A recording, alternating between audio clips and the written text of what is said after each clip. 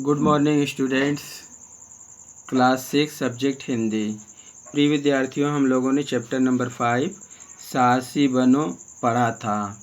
इसमें हमने देखा कि यह एक अंग्रेज लड़के की कहानी है जो छोटा सा बच्चा है, लड़का है, और वह एक दर्जी की दुकान पर काम करता है। उसके माता पिता नहीं हैं और उसको पादरी लोगों ने, जो चर्च के पादरी होते हैं, उन लोगों ने उसको पाला था।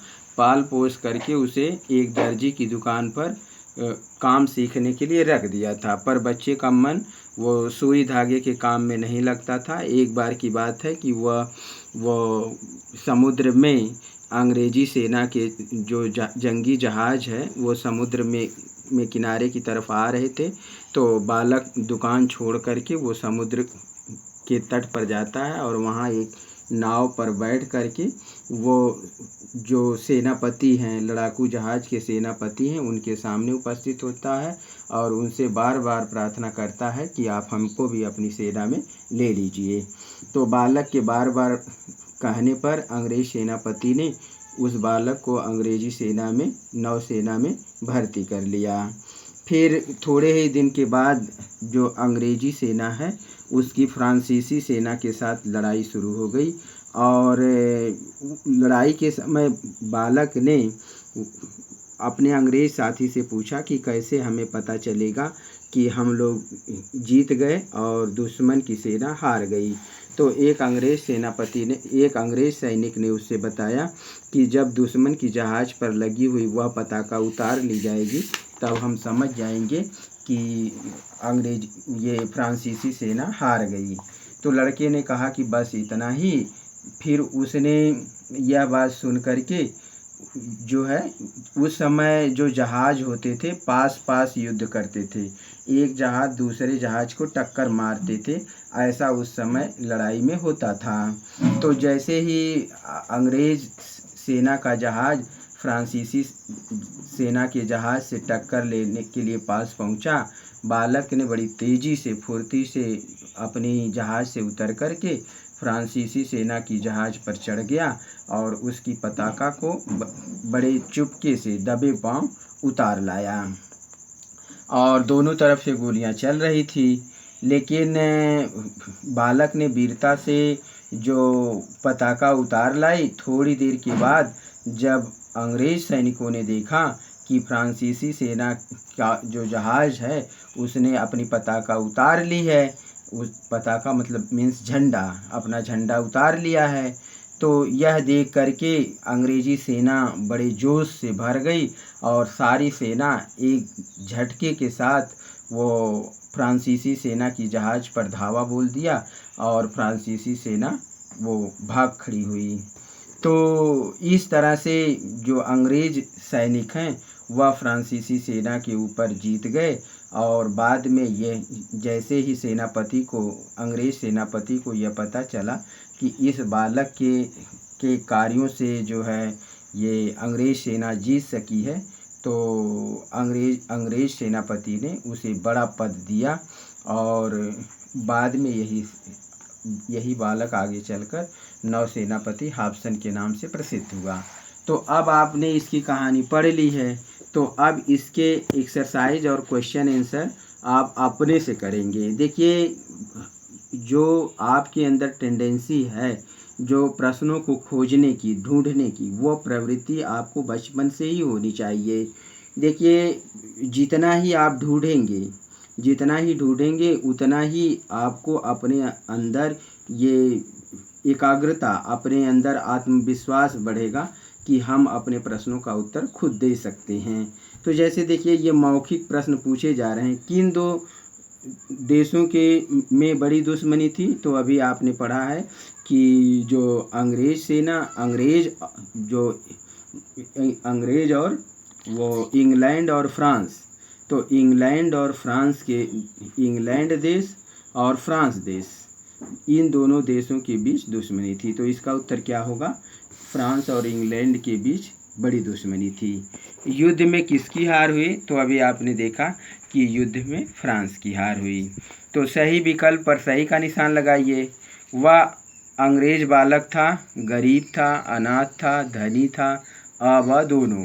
तो देखिए वो गरीब भी था और अनाथ भी था, क्योंकि उसको पादरी लोगों ने, अनाथ किसे कहते हैं जिसके माँ बाप मर गए हों या तो ऐसे बच्चे को क्या कहते हैं, अनाथ कहते हैं।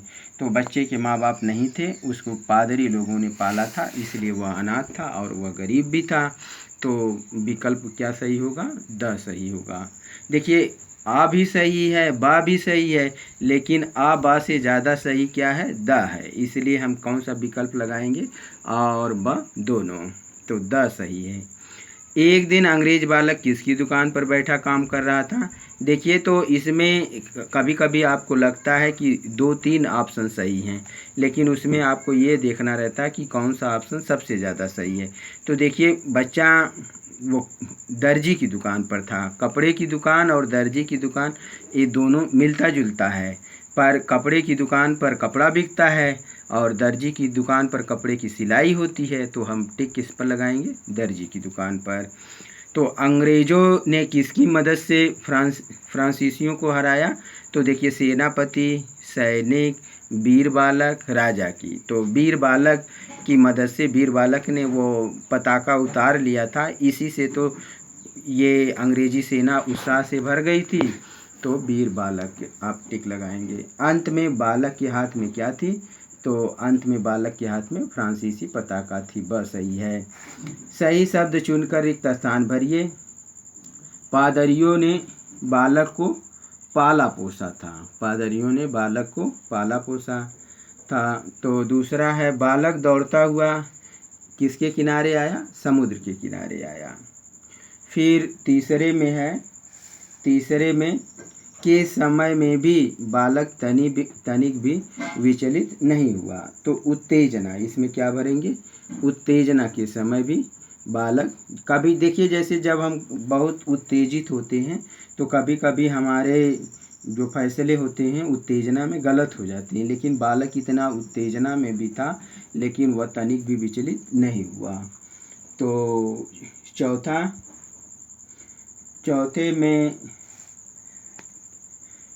है सेनापति का जहाज बालक वाले जहाज के पास ही था।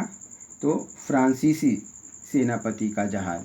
तो चौथे में क्या भरेंगे, फ्रांसीसी सेनापति का जहाज बालक वाले जहाज के पास था। बालक तो अंग्रेज सेना के जहाज पे था ना।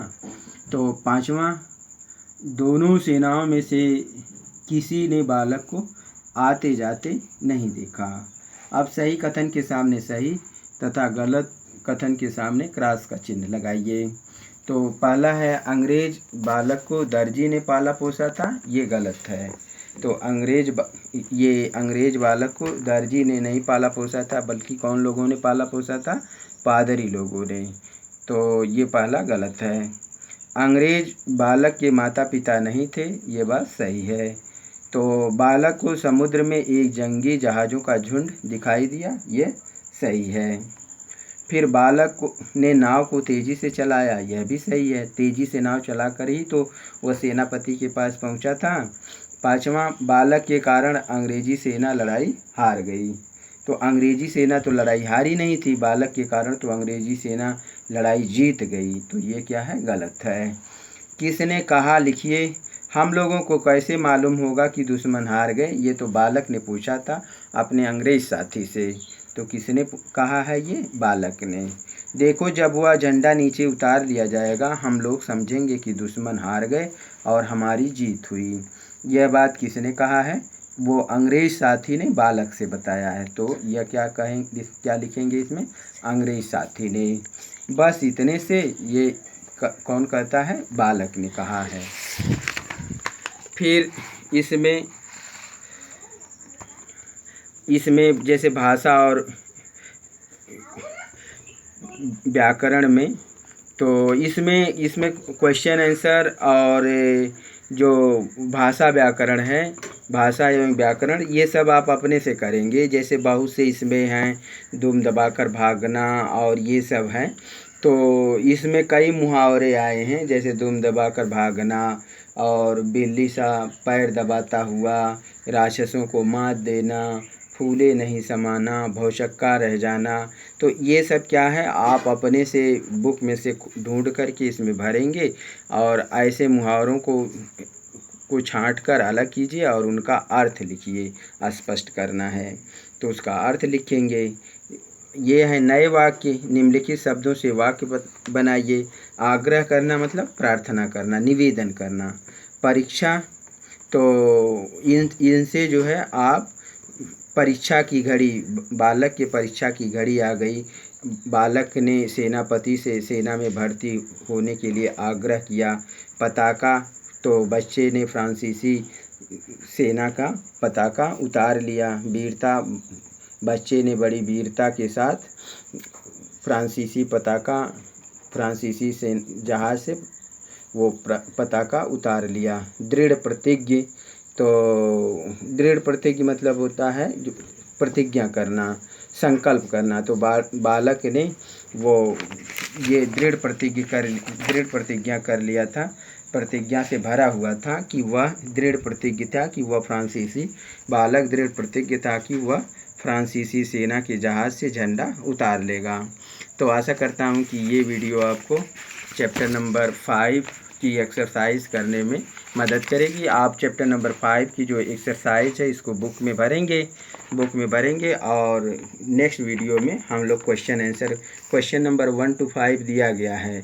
तो अंग्रेज बालक कहाँ रहता था, जिस समय की यह घटना पाठ में दी गई उस समय लड़ाकू जहाज़ों पर रहना कैसा समझा जाता था। आप चाहें तो इन प्रश्नों के उत्तर आप अपने से भी लिख सकते हैं और नेक्स्ट वीडियो में हम इनके क्वेश्चन आंसर के बारे में चर्चा करेंगे, बताएंगे। Thank you, have a nice day.